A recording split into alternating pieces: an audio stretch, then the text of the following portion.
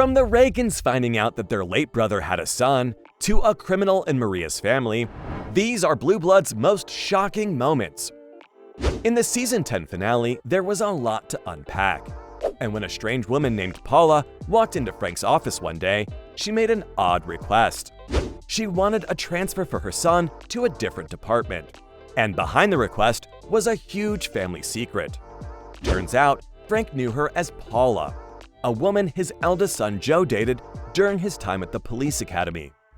Back then, Paula had to drop out, but Joe never found out why. And we find out that it was because Paula was pregnant with his child at the time.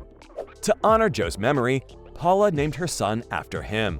On top of that, for the longest time, Joe Jr. had been asking Paula to get a DNA test done, in the hopes of finding out who his estranged father was. But the most surprising part is that Joe never knew about his own son. And when Frank sets up a meeting with Joe Jr., he sees a glimpse of the Reagan family in Joe's behavior, which explains why Frank was so eager to welcome his grandson into the family. Interestingly, in the same episode, Sean, Frank's grandson from Danny, is doing an assignment on his family's ancestry, and he asks Frank if he has a male first cousin they don't know about. And then Paula walks in, and voila! Everything's out in the open. If you thought that moment was shocking though, wait until you get a load of this one. I'm talking about the one where the show's writers try being too woke. In Season 5's third episode, Burning Bridges, sure, it was a nice attempt, but it all just came out way too wrong. And I'm not sure about the bridges, but I can definitely say the episode burned viewers' expectations. The episode tries to shine a light on homophobia within the police force. It dedicates an entire subplot to tackling prejudice against the LGBTQ community, with Danny and Maria coming to the rescue.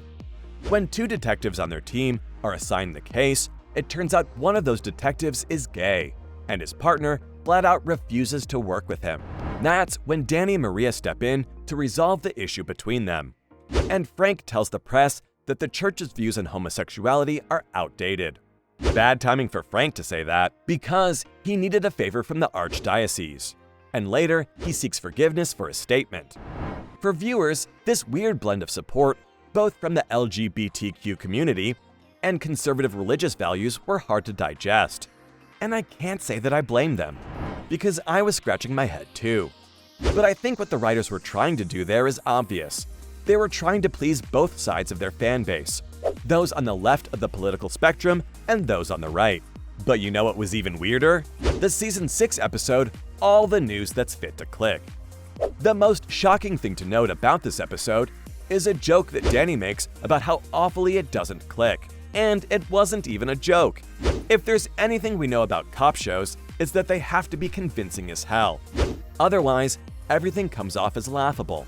And worst of all, unbelievable.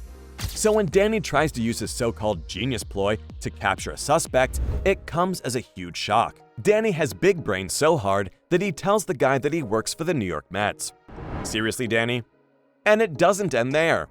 He offers the suspect a grand luxury suite at a Mets home game. Not surprisingly, fans had a lot to say about this scene, and they argued that writers couldn't come up with a more convincing storyline to capture the suspect. Also, they didn't even think about how the blunder could have tarnished Danny's investigative skills. I mean, it made him look like a moron. When I saw the episode, I was at a loss for words. And the way Donnie Wahlberg delivers the scene in such an unemotional way was also bizarre. And this was far from the only instance of god-awful screenwriting on the show. Some of the jokes throughout the show felt drier than the winds of the Sahara Desert. Like the time Aaron joked with Anthony about a comeback in the Season 8 episode titled You're Six. You all know the animosity between Aaron and Anthony evolves over the course of the show, and Season 8 is when it slowly starts to get better. But then, for whatever reason, the writers decided to bring Aaron's ex, Jack Boyle, back into the picture. That in itself isn't exactly unusual. Rekindling old flames is a common trope, and it can be great when it's done right. But here, they dropped the ball. Writers try to use the trope to cause some unnecessary beef between Anthony and Aaron. To make matters worse, they used it at a time when things just started getting better between the two friendly rivals. And if you're wondering what the beef's all about, it all started when Anthony assumed it was Jack who backed into his car when he was trying to get to work. Anthony storms in and gives Aaron an earful, going on and on about how that car's so precious to him, and if the jerk driving had been paying attention, it wouldn't have happened. Aaron responds by saying that she didn't bring her English to Brooklyn Dictionary, and it turns into this whole cringeworthy moment. But enough about the show's cringy highlight reel for a second, because I wouldn't be any good at my job if I didn't give you all the deets about Blue Blood's most shocking and bone-chilling scenes that totally wrecked viewers' minds. And the best place to start is with an episode that sent shivers down everyone's spine. Season 9's 21st episode, Identity. Everyone loves a terrifying storyline about evil twins. And for those old enough to remember, it even conjures up images of the infamous twin killers Eric and Lyle Menendez, who brutally murdered their parents in their Beverly Hills mansion back in the summer of 1989.